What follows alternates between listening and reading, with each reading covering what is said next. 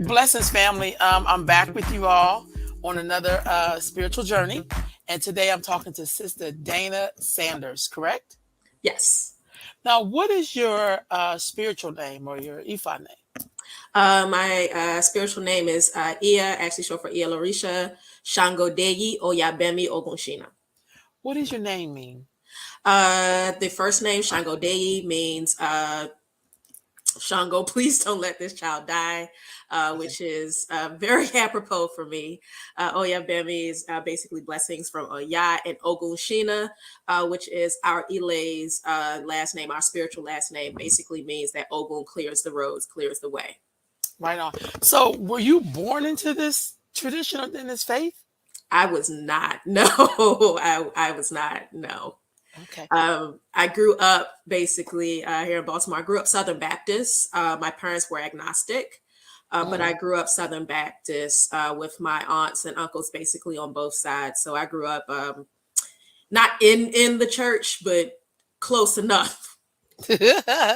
So, how old were you about when you started hearing about the Ifa tradition? I was actually very, very young. I remember having a book growing up that was all about different mythologies and different religions, and it had stuff in there from like Nordic religions to different types of like Eastern Asian ones. And there was about two stories in there about uh, African traditional religious stories in there. One was the Anansi story, and the other one, I believe, was the one where it speaks of Oya as the water buffalo and how Mm. she was had her hide hidden from her by Shango, and I remember hearing about that back then, and it was just so interesting to me because I've always been a student of learning all different types of ways that we see the world. But even back then, hearing about it and definitely trying to learn more about goddesses, feminine deities outside of what I had been learning in the church, as far as with, Jesus Christ, God, Jesus Christ, the Holy Spirit, all that. So, like, what was it that made you want to go deeper into it that you started to practice it and all that? I got back into meditation and just spending time with myself. Like I'd always kind of flirted around with religious practices outside of Christianity. Mhm. Always had flirted around with it. But there was a point in my life where I just knew I couldn't go back to the church. It not even that it wasn't working. It it didn't fulfill me at all. There was Mm. always way too many questions. Like we should always question what we're hearing, what we're seeing, what we're practicing. But there were way too many questions for me to feel comfortable even staying there and being there, especially for the type of person that I was. So I got back into, my spiritual practices, and I spent a lot of time meditating, a lot of time just sitting with myself, thinking, staying quiet, staying in spaces. And I will never forget one day I was meditating, and I just saw this woman come to me in a skirt that had the pieces coming down, and it was Mm. each piece was a different color of the rainbow, and she's just twirling, twirling, twirling, twirling, and she's just like, come on. And I know that that was like, now I know that that was, oh yeah, telling me Mhm. like it's time, like you can't continue to play around with this anymore, like this is where you belong. So that was the moment where I was like, yeah, yeah, because no one else had ever shown up to me. No. So, when that happened, what did you do? Did you, because with the Ifa tradition, not like you can go down the street and join a church or join a mosque. Like, what did you do? I started reading every book I could get my hand on. Some of them were great, some of them should have went straight into the fire. Like I read every book that I can get my hands on. Back then when Google wasn't great, typed in every daggone name of every Orisha that I could find, looking up these websites. And at the time, I wasn't plugged into the network of people that it is, especially like what it is now. It wasn't the same back Right. in like, this is maybe like almost 10 years ago. So it wasn't the same. Mhm. Um, So like it was just a lot of like self-study, a lot of self-study, a lot of sitting and reading and meditating, and does this make sense, and how could this, the idea of gentle character, how can this actually fit into my life? Because I don't think anybody would describe me as a gentle person, but how does gentle character actually fit into my life? So it was just a lot of reading, a lot of reading. I read stuff. Most of the stuff I read was from a Lukumi or Santeria standpoint, so it still had a lot of that Christian influence Mhm. in it. But I will say it kind of helped me to ease into this, because sometimes it could be a real shock, especially to go directly into the direct West African lineages. Like it could Mhm. be a real shock. Like Mhm. there is no Michael, guardian angel Michael, in front of what you're doing. There's no Saint Right. Lazarus that is there for Babaluaye. Like Gotcha. that's not there. Like there is there For is real. there is no Yeah. crossover. So it helped me to be able to put names. It helped me to put names to concepts Gotcha. in ways that I can understand, and then be able to shed those concepts as I moved further into my journey. So, what made you go to Isheshe, like to that door of Ifa, then go through Santiri or Lokumi or Condomble? Like, what made you go through that door? Honestly, and this is going to sound messed up, I did not want to have to learn Spanish to practice an African religion. It made no sense to me whatsoever. And that's not shade to No, I get Santeria, that. Lukumi, That makes Condoble. sense. Like, it's not shade to any of them, but I am, to my knowledge, not Afro Latino. I am not. So for me, it did not make sense to, I'm Mm, already going to have to learn Yoruba. So why am I right. also having to learn Spanish in order to be able to talk to my godmother, talk to my godfather, whomever, when I can go straight to the source? And I personally don't have a direct connection to these islands and these places where people were dropped off outside of there. Like I have maybe like one or two people, and they're not in Spanish speaking, they're not in Latino islands. So it just didn't make sense to me. I about to say that makes perfect sense. That's like a lot of my. I have some friends who've gone to medical school in Cuba, and they had to learn Spanish in order to get to the Yeah. medical school. But if you ain't got to do that, that just made total sense. And Yeah. when you the first person that you connected with Ifa, was that, are y'all still connected, or was that person just one step getting you closer to where you are now? Oh, wow. Wow, that takes me back. We are not connected.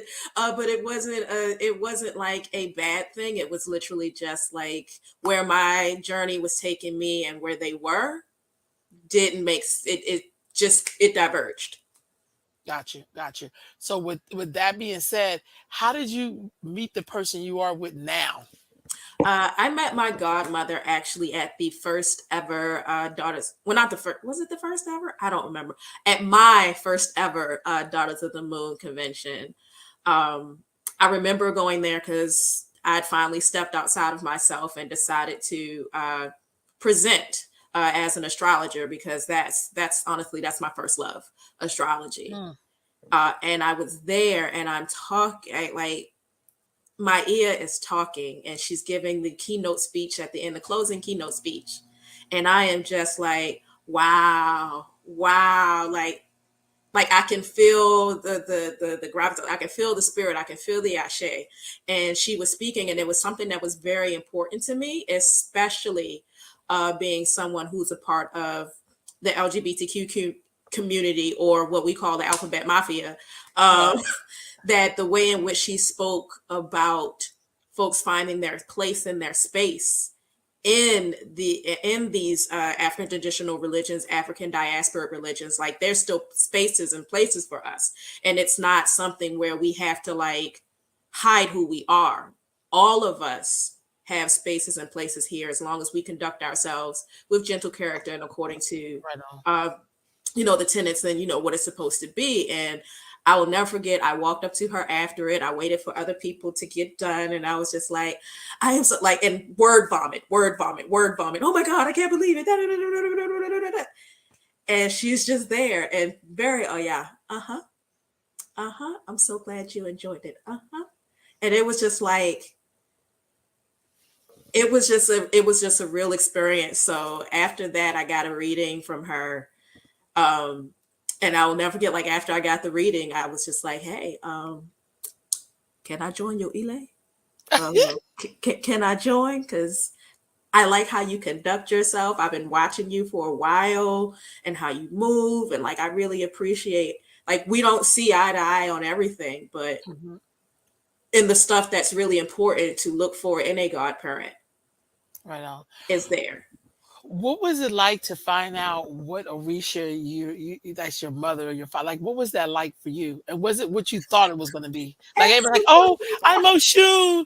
If you know, I don't know because of Beyonce, I don't know. But like, when you really, really find out, were you like, what? I was not prepared. I was not prepared. So before I linked up with my ear, I'd gotten a reading at that time, and they said that Oshun was my head, and I was just like, I ain't gonna lie, I was just like, oh, everybody likes Oshun. No, man, like I love Oshun down, but I don't know that I'm not the type of person that likes to jump in where everyone else is, and Right. so I'm like, okay. And then my ear gives the reading, and she was like, Oya and Shango are going back and forth. And like, I'm like, oh, Oya's gonna win now. She been showing up for me like for years and years. And it's just like, no, Shango claims you. It's like, okay. Like, what? Me? What? I don't understand, but we gonna rock with it. We gonna rock with it. Wow. Wow. So, when did you decide to get initiated? And Oh, was that a it hard was not a decision to decision. make? It was Okay. not a decision. It was not a decision. It's a running joke within our Elay that every time I say I laugh at somebody else that they have to do something, I wind up having to do it.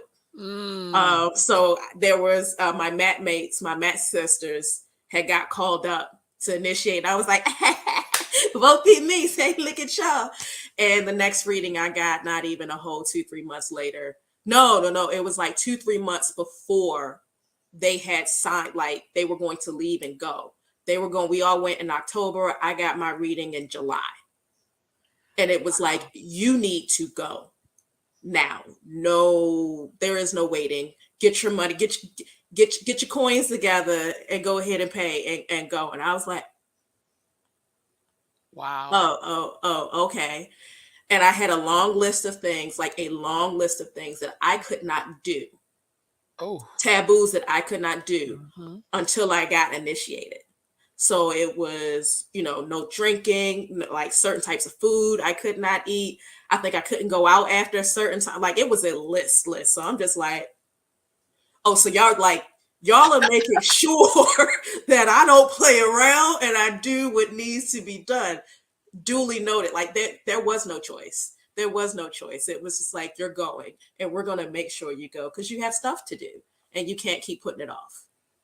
So you said your first love is astrology. Does that somehow fit into? Is it there's some connections between that and Shay or no? For me, they're most like the Venn diagram of that is like a very small sliver. For me, astrology, I view it as a language. It's a language for us to really understand who we are and the assignments that we set up for ourselves before we actually came into being, before we came out the womb. So there's a lot of information there. Like we know that, according to science, that intelligence is passed down through the mother, along with just like, mental illness. We know that through the father, you get certain things. So like there's Right. some stuff that's already kind of predetermined. There's a certain amount of nature that is already imparted in us. And astrology helps us to look at that, and it's also about timing and figuring things out. And what's a good time to do this? What's a good time to do that? How it connects for me with Isheshe is, like I said, the understanding that before we come here, we sit down and we figure out what it is that we want to do, what it is that we Hmm. need to do, and how Hmm. we are going to do it. It's that understanding. And then to a certain idea for me, it's how Ifa, as far as with the Odus, how it is a language of its own to understand who we are as a culture that of Aberishas, Iyas, and Babas, and all of that, Awos, who practice this cultural practice, because it's not just a religious practice, it's a Uh-huh. cultural practice. Remembering, like, that's a language. The Odus are languages within themselves for us to understand their stories. And that's the same way that it works out in astrology. I do not do that whole thing where it's like, the Shango is the planet Mars. That's crap.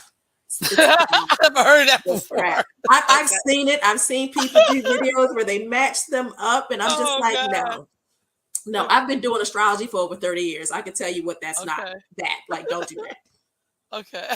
I never heard of that before. So that's why I was like, wow. I can believe it though, seriously, that people would Oh yeah. want to link stuff up. So when you started practicing this tradition, what was your family's response? Or did they all start practicing it with you? No, my family is still mostly agnostic. When I see some of my aunts, they still ask me if I've accepted Jesus Christ as my Lord and Savior. It's like, Mhm. that's your homeboy, that's not mine. Yeah. Honestly, I had already been estranged from a lot of my biological family. Like, um, there is a lot of trauma that I had suffered at the hands of certain family members. So I was very much that I will see you at the family reunion, bing, bang, boom. After the family reunion, I'll see you next year. So I didn't Mhm. have to explain a lot to my biological family. I did have to have conversations with friends that I considered family. And all of them were just like, this is great. Like, we're not necessarily going to practice. We have our own practices, but Right. like, can you tell me a little bit more about this? And I love the fact that all of them that I had the conversation with, they said, what can you tell me? Is it Mm, okay if I ask this question? Because so many of them know about or practice initiatory practices themselves. got you. So, like, I really appreciated that. Did you use any? Are you able to use any of this tradition to help you deal with some of the traumas? Yes, I lay my burdens down at my pots, my shrines often. I lay my burdens down often, making sure that I'm getting Iboris, making sure that I'm staying, like, it's that I'm able to take my spiritual baths on a regular basis to Mm, kind of, if I'm not feeling good, like, if I'm having some bad days, then I know it's time to wash my hair in some coconut water and go ahead and say some prayers. If I'm just too angry and the PTSD is flaring up, then I'm gonna calm down as much as I can, because stepping in front of Shango in that way is not necessarily the best. But mhm. having conversations with them and actually working through it, like, I've had so many epiphanies sitting down in front of my Mm, shrines and my altars. Like, I can't, they typically tell you, like, I've heard time and time and time again, don't cry in front of Ogun, because every time I'm having a bad day, every time, like, I'm to the point where I feel like I want to break down and nothing's going good. Like, I sit in front of my Ogun shrine and I cry my mm, heart out. I cry my heart out, because for me, it's not necessarily about him cutting down my enemies. It's about him helping me to uproot a lot of this stuff that sits so deeply in me, because I'm the type that, like, the trauma comes and I'll eat it. I'll eat it, I'll mm. stuff it down, I'll eat it, I'll stuff it down, I'll eat it, I'll stuff it down. So sitting in front of him and having these conversations with him, it helps me to continue to pull those roots out so that I can get them out and actually really grow and have fertile soil for new things and new experiences in my life. Right on. I want to show this photo real quick.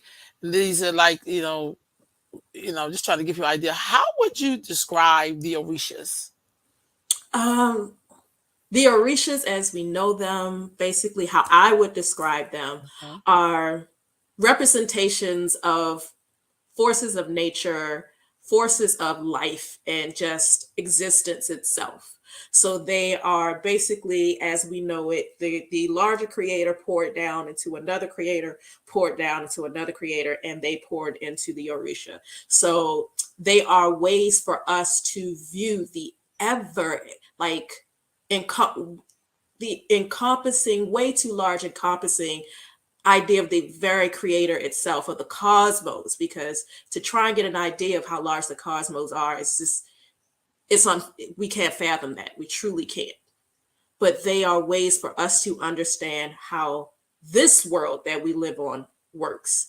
And not just the natural world and the material things that we see around us, like Oshun being sweet waters, Ya being the river, the other rivers, there are also certain characteristics that we uphold and uplift in our culture and in dealing with one another and even dealing with ourselves.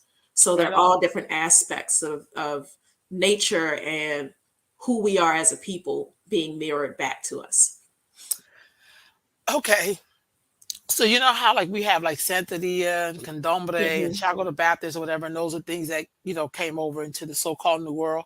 Do you Hmm. do you why do you think that did not happen for the black people who came into America through slavery? Like why Um, we didn't were able to keep them the way they did, like with Santeria or Candomblé or whatever. I look at it twofold.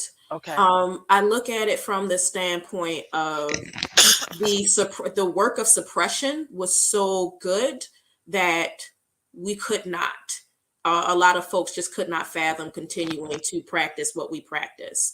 Um, there are aspects of Onisheshe that are practiced within hoodoo, which is a very real African American religion and culture.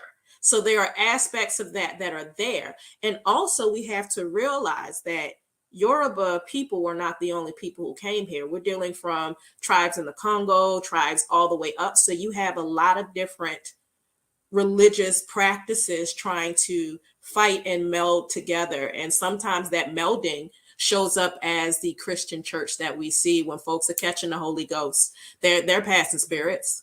Mhm. When folks are doing communion and baptism, it looks like that's a Catholic practice. However, we know what happens when Ebo goes down for a blessing, how everyone shares and partakes in that.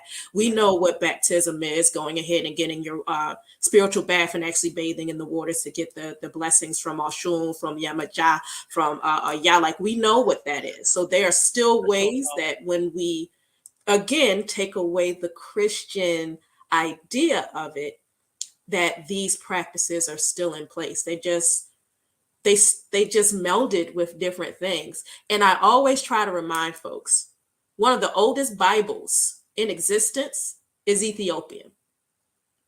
So while a lot of us along this Western, that came from folks along the Western part of Africa, were not Christians, the idea that Christianity is not African based is a bit off.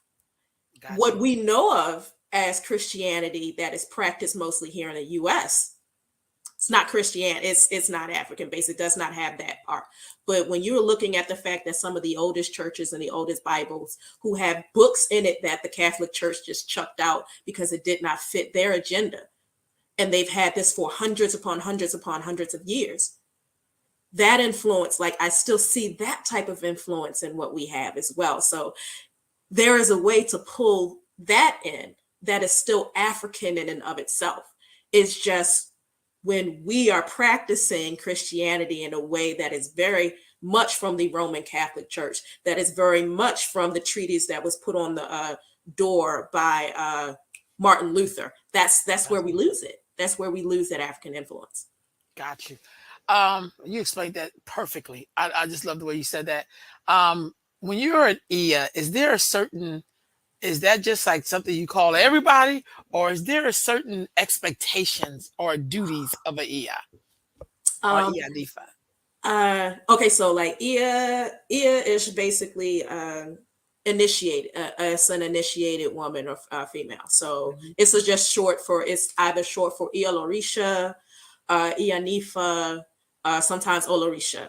But Olorisha and Ia Lorisha and Ia Nifa are three different things. Okay. I There are expectations with this. Like, sometimes you initiate because you need to do it to have that Orisha on you, to get better, to not die.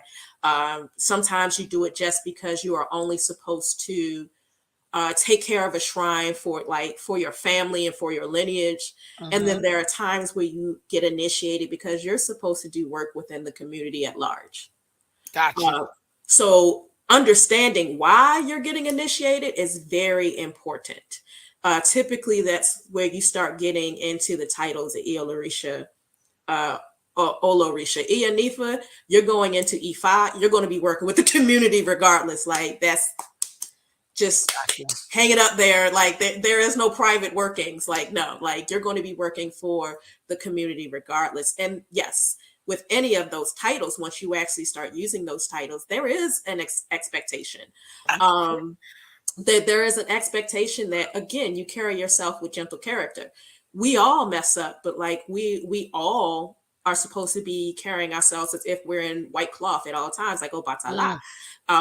You don't want to smudge that cloth. You want to tread as carefully as you can. You still got to live your life. You still got to have fun. There's not many things that Onisheshe is going to tell you can't do. Like, Isheshe is going to tell you can't do. This ain't Christianity. It's not a lot of stuff we're going to tell you can't do across the board.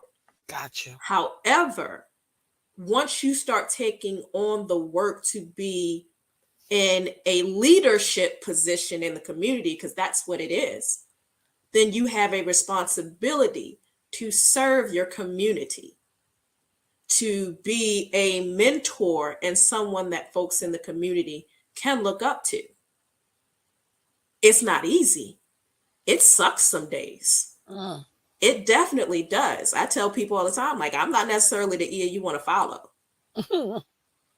but I have no choice but to carry myself in a way that does not bring any shame on my Egun, my ancestors, that does not bring any shame to Shango, and that does not bring any shame to my ear and my allure. Like, I and to myself, I can't shame my own Ori. Like, all of them could drop away any moment right now. I can't bring shame to my own Ori, my own Godhead. Like, I can't do that. If I can lay down every night and feel good about what I did during the day, and my Ori is good with it, it's whatever. I get that. That makes sense. What type of advice would you have for someone who wants to learn more about Ifa, but don't really know where to start or who to trust? Because, we on these internet streets, on these Facebook streets, Mm-hmm. everybody, their mama is like, I can help you with that. And I can, you know what I mean? What would you tell a person who's trying to seek and find and understand more? It's not like going to go join church or something like that. Yeah. Be careful what books you read. Read every book with a grain of salt, especially because you don't know who's telling you the truth and who's mixing and matching and doing lots of ridiculous stuff. I'm gonna say some controversial stuff. If they are white, don't listen to them. Why you say that? No, not to cut you off, but why you say that? Like, white people can't be in? No, it's not that white people can't be in it. They're like, the Orisha choose whoever they choose. Who am I to say that? But I personally have a issue with white folks using what we do, writing books and taking profit in for that. I agree. Like, I personally just have an issue with that. Like, there's a difference between sharing the information when you talk and actually writing a book and getting money off of that.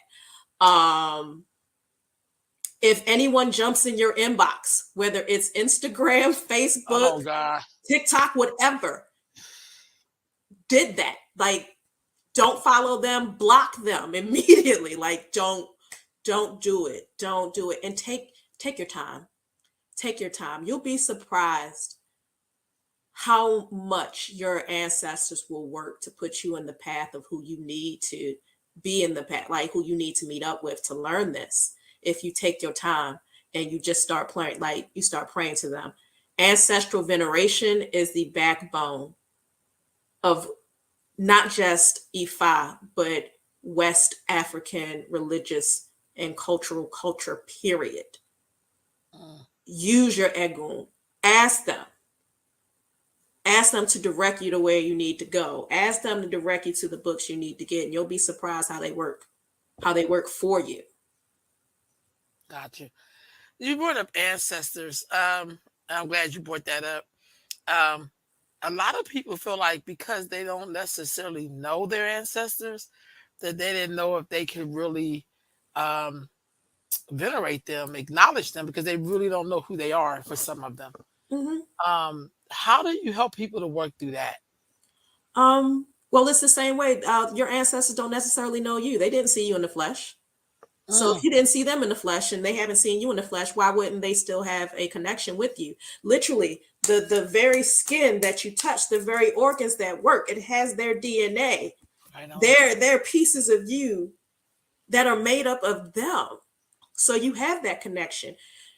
If you see, as Black folks, if we see a child in the street, and they're doing something wrong, do we have to be related to them? Do we have to know their name to No. be like, hey, Yeah, I don't think you want to do that. not at all. No. So I don't need to know your name to look out for you. And your ancestors especially don't need you to know their name in order for them to work with you. Right on. If you don't know names, just saying ancestors, they know who they are.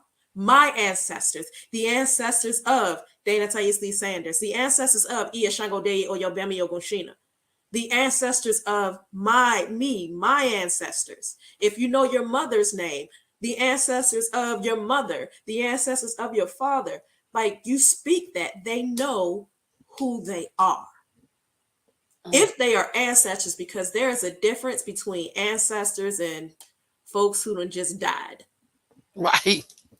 Folks Well, who done just died, but the ancestors know that there is work to be done and they got eyes on us at all times.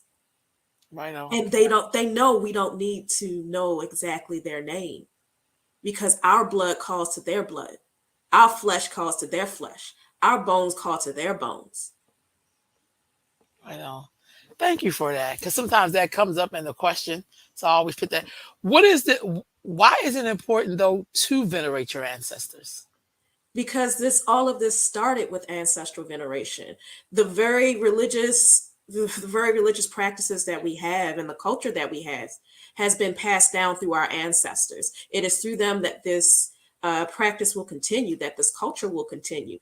If we are granted the ability to become ancestors, then that we'll have done our part and we'll continue to do our part. Like the very first people, humans put on this earth, why would we not want to venerate them and say thank you?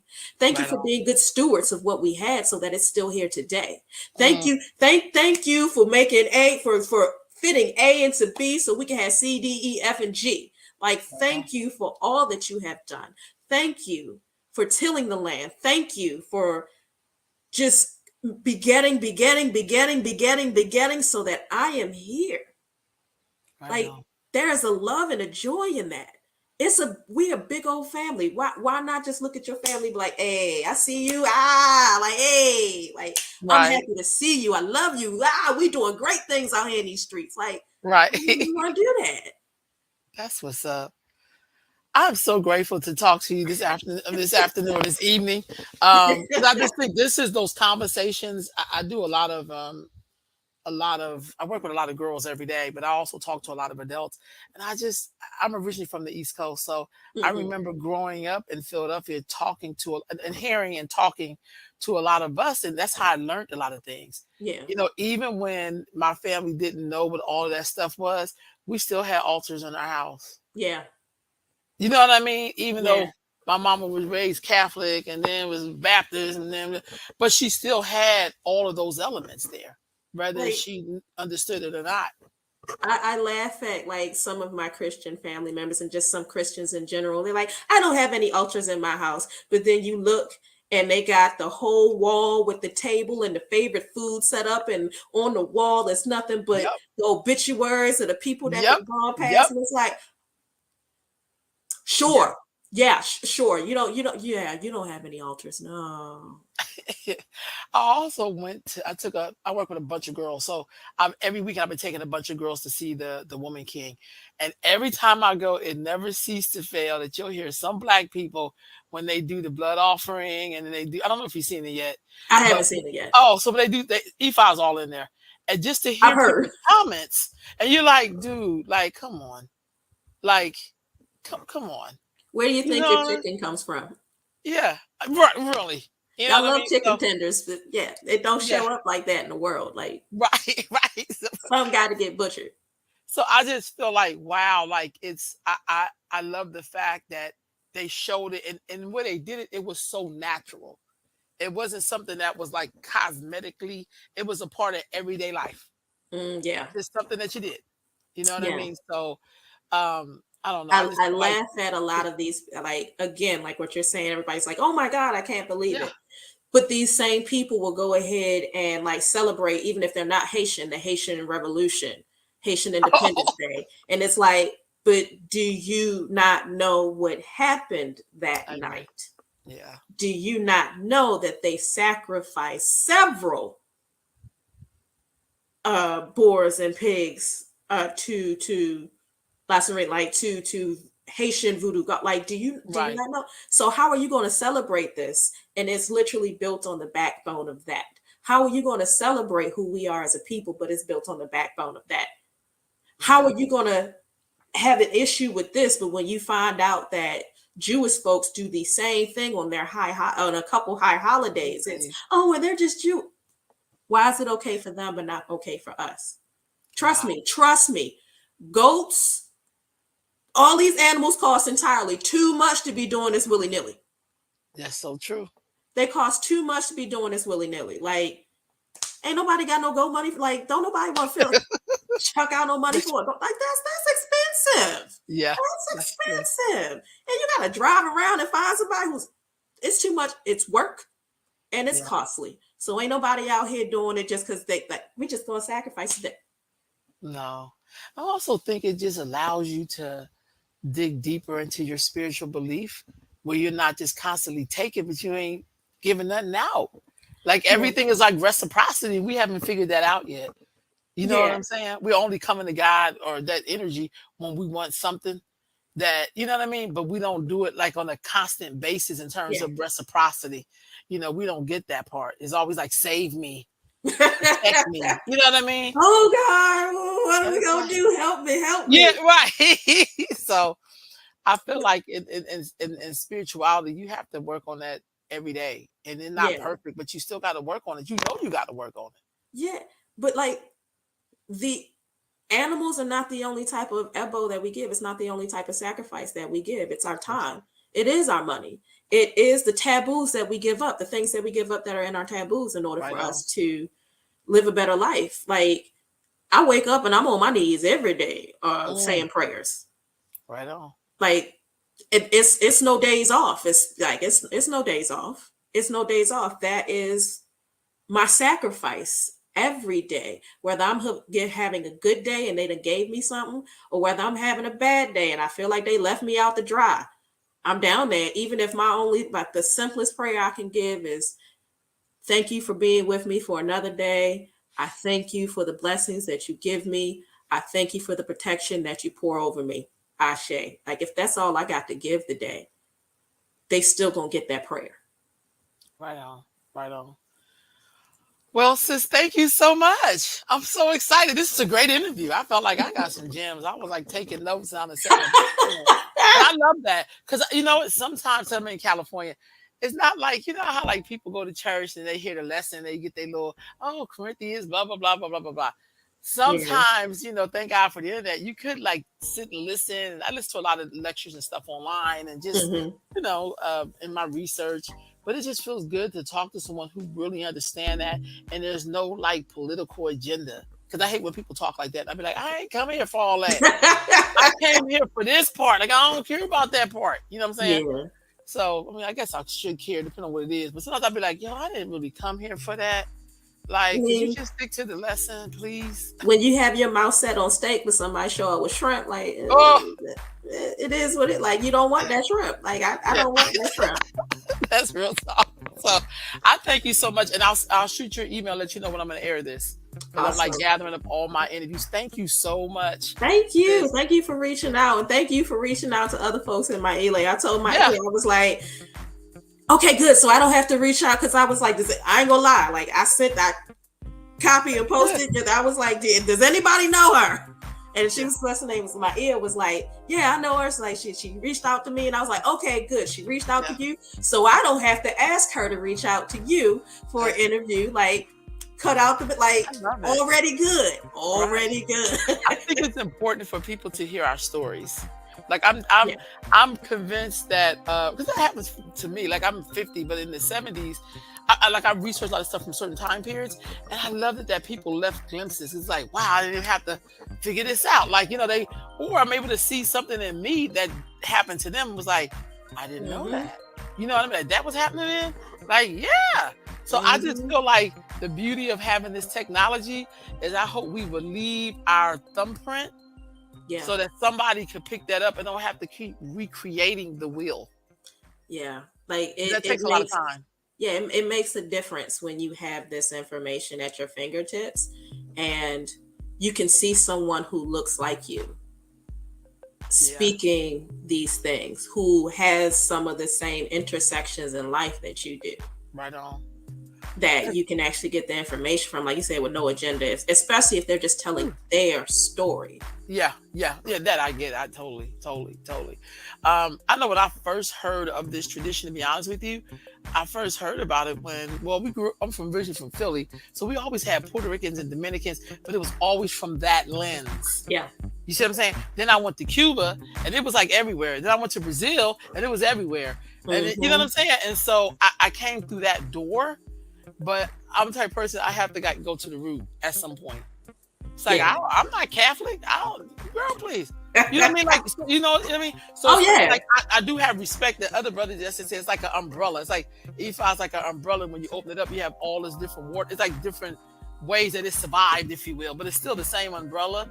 But I Yeah. don't have to do all the other stuff because I'm not Spanish, or I mean I've been to Haiti, same thing, around a lot of Yeah. Haitians. You know what I mean? But people try to sometimes in certain African communities make you feel like it's so wicked, like that's the devil. And it's like, Why are you still in why are you still in bondage? Why are yeah, you still yeah. in bondage? But it's just like, y'all, come on, like this is your enemy telling you this, like, and you got to know that. Like I've been to the lynching memorials. Like, how can you believe anything these people say after all the stuff they did and continue to do?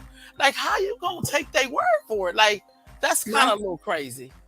Every single religion has been used in some way, shape, or form to oppress someone, I even get, including their own people, including Ifa. In some ways, it has I been get that. used to oppress some of us. I agree. So, if you're just focusing on that, you're going to miss all of the gems that are coming through. Like I said, Right. I grew up agnostic but going to the Christian church. I grew up like during the summer, I would go to the Catholic church every day, hang out with Father Tom. We'd be chilling. Me and a bunch of the other neighborhood kids had a great time. And I hated Christianity for a while. I couldn't believe what it had done to me. Right. And then I had to step back and be like, it wasn't it. It was the people. That's right. Their It was interpretation. the structures they set up. Yep. It was the structures they exploited that Mhm. Christianity That's had what built. Especially when I started looking up the information, like I said, about the Ethiopian church Yeah. and how far back it goes. And just like, That's real talk. they don't even talk about this. Like, there is no concept of this, especially in America. Yeah. The oldest churches that we know about are AME, African Methodist. Like, That's those are the oldest ones that we know about, but they don't even know about this. They aren't Yeah. even willing to look at the Ethiopian Coptic Bible right. to look at it. They aren't even understanding that the Gnostic Bibles that came from before Jesus Christ was a thing, and the Christian mysticism that came before all this. Like, there is so Wow. much that just got ripped out of it. And I was learning all this stuff before I came to Ifa, Wow. before I came to Isheshe, because I was looking for anything to keep me in. anything to keep Real me talk. fed. Real And talk. it wasn't feeding me. But once I came over here and I realized that I did not have, I could still see the beauty in it, but not participate in it. I know. The shackle was gone. I was like, I see it. I see the beauty in it. I see the Africanness in it. I see how we have taken that pig slop and turned something a little nice into it. And I will say, even in Christianity, however they gave it to us when we got here, Mm-hmm. who we are still came through it. That's why black churches ain't like other churches. Mm-hmm. You know Yeah. what I'm saying? The Africanism. It still comes through. Like Yeah. we blended ourselves into it, like the Congo traditions, all of that stuff. We blended ourselves Yeah. into it, and it's I can see that. beautiful. It's Yeah. beautiful. I can't be mad at that. I could be mad at pimping. I could be mad at pimping pastors. I Right. could be mad at white patriarchy that's put into Christianity. I I could get be that. mad at the fact that the building fund for the new roof ain't never been filled. Like I could be mad at that, but the actual teachings of Christ, Right. Right on. is solid. Yeah. Like I heard I the get saying. that. I heard the saying a while ago. I don't like Christians. I like that Christ you have. I just don't like Christians. Mm, I And get it's that. like, I get that. That's real talk. That's real talk. Thank you, sis. Thank you so much. Man, look here. I'm so grateful for this conversation. Thank you so much. And thank I'll you. let you know when this airs. So hold on, don't hang up yet.